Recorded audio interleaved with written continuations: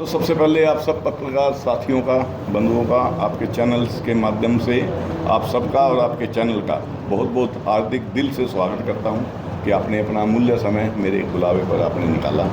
और ये जो बुलाने का जो विषय है, कल हमारे माननीय भावी सांसद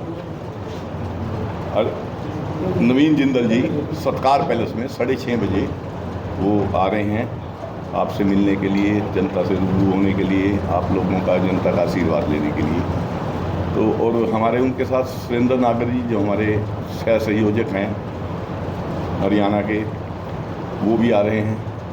तो सबसे पहले तो मेरा बुलाने का विषय यही था कि मैं अपनी जनता से, जितने हमारे कैथल की जनता है जिन्होंने मुझे आशीर्वाद रूप में 14,000 वोट मुझे जो दी, मुझे सम्मान दिया, मैं ये चाहता हूँ कि वो जनता, जितने भी मेरे इसको सुन रहे हैं, जितने भी ज़्यादा से ज़्यादा मेरे भाई बहन माताएं जो भी इस चैनल के माध्यम से मुझे सुन रहे हैं, मैं उनसे आग्रह करना चाहूँगा कि वो अपना अमूल्य समय 6:30 बजे कल 14 तारीख को शाम को सत्कार पैलेस में वो आशीर्वाद देने, मुझे भी आशीर्वाद प्राप्त होगा। नवीन जिंदल जी वो आप उनका, वो भी उनका बेटा और भाई है, उनको भी आशीर्वाद देने वो आएँ।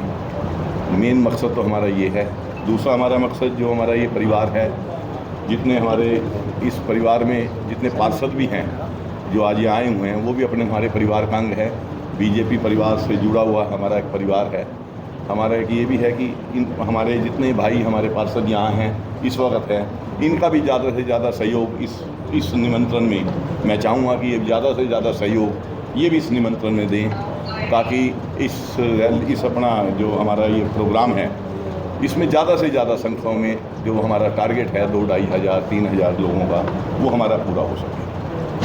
तो कहाँ से आएंगे, तो कहाँ के लिए बुलाव दिया आपने? क्या मैंने अपनी जो मेरी अपनी कोर टीम थी, जो मैंने अपना इलेक्शन लड़ा था, उसमें मेरी जो कोर टीम मेरी अपनी थी, जो मुझे 14,000 वोट मिली, जिन लोगों ने प्रयास किए, जिन लोगों ने मेहनत की, वो मेरी अलग कोर टीम है। हर वार्ड से वो 20-20 बंदे लगभग हर वार्ड के, वो जो कर्मठ कार्यकर्ता वो मेरे कार्यकर्ता रहे हैं।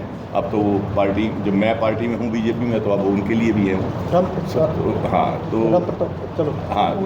वो जो राम प्रताप गुप्ता के कार्यकर्ता थे, या मेरे भाई थे, मेरे चाचा थे, मेरे बुजुर्ग थे, मेरी बहनें थी, मेरी माताएं थी, वो जैसा मैं पार्टी में चला गया हूँ, तो वो भी ऑटोमेटिक ही उनको भी ये लगता है कि हम भी उसका ही, मेरा अंग है तो वो पार्टी का अंग है। क्या दिक्कतें रही जो आपने आम आदमी को छोड़ना पड़ा और बीजेपी ज्वाइन की, क्या दिक्कत? देखो, आम आदमी को पार्टी को छोड़ने वाली जहाँ तक बात थी, कि जहाँ तक मैंने गहराई में देखा, तो मुझे वो जो सच्चाई, जो लोग मैं पहले सुन के मैं यहाँ आकर्षित हुआ था, वो सच्चाई मुझे नहीं नज़र आई। तो उस वजह से मान सम्मान की ही बात होती है मेन। तो जहाँ आदमी को मान सम्मान नहीं मिलता, तो वहाँ आदमी दूर हो जाता है। चाहे कोई भी विषय हो, मान सम्मान के लिए ही आदमी जीता है। यदि मैं भी हूँ, अगर मैं आज राजनीति में आया हूँ, तो राजनीति में इसीलिए आया हूँ कि जो आज जिस मान सम्मान पे मैं आज खड़ा हूँ, वे पार्टी मुझे और ज़्यादा मुझे मान सम्मान दे, पार्टी में रह के मैं अच्छे कार्य करूँ, अच्छी अपनी जिम्मेवारी को निभाऊँ, और पार्टी भी मुझे उस मान सम्मान का, जिसका मैं अधिकारी हूँ, वहाँ मुझे लेके जाए। तो कितने लोगों की व्यवस्था वहाँ पर रहने वाली है, कितने लोगों को निमंत्रण दिया? हमने लगभग आइडिया ये है कि 2,500 के लगभग लोग वहाँ आएंगे। उनकी खाने की व्यवस्था है। रात को ये प्रोग्राम, ये लगा लो कि 6:30 बजे का हमने न्योता दिया है, 7 बजे के लगभग हमारे सारे वहाँ लोग आ जाएंगे। 7 से 8:30 बजे तक का लगभग ये प्रोग्राम अंदाजन ये रहेगा। तो उसके बाद 8:30 बजे फिर रात्रि भोज चालू हो जाएगा। तो उनकी व्यवस्था में सत्कार पैलेस में की हुई है। प्रताप कल शक्ति प्रदर्शन करने वाले, मतलब एक शक्ति प्रदर्शन तो नहीं कहता मैं इसको, मेरा एक फ़र्ज बनता था कि माननीय नवीन जिंदल जी हमारे बड़े भाई हैं, और नवीन जिंदल जी ने बहुत अच्छे कार्य किए हैं। अगर मैं सांसद के रूप में अगर आज तक का इतिहास उठा के देखूं, 2 बार नवीन जिंदल जी हमारे लोकसभा कुरुक्षेत्र से सांसद रहे हैं। जितना कार्य उन्होंने किया है, मैं नहीं मानता किसी आम सांसद ने कभी आज तक किया हो। चाहे वो आंखों के कैंप लगवाने की बात हो, चाहे शौचालय बनवाने की बात हो, चाहे बच्चों को किट देने की बात हो, चाहे सगुन योजना की बात हो, वो उन्होंने जितना कार्य किया है विकास के लिए, हमारे कैथल को चमकाने के लिए, कुरुक्षेत्र लोकसभा को चमकाने के लिए। लोग तो सांसद बनने के बाद ऐसे भी हैं कि आए भी ना हो, और उन्होंने तो अपने तन मन धन से, देखो, नर सेवा ही भगवान की सेवा है, उस बात में वो विश्वास रखते हैं। और नहीं तो नवीन जिंदल जो आज इलेक्शन लड़ रहा है वो अपने लिए नहीं लड़ रहा। अगर आज सच्चाई से देखा जाए, नवीन जिंदल आज इलेक्शन लड़ रहा है तो वो मेरे लिए लड़ रहा है, आम जनता के लिए लड़ रहा है। नहीं तो नवीन जिंदल पे आज कोई कमी नहीं है।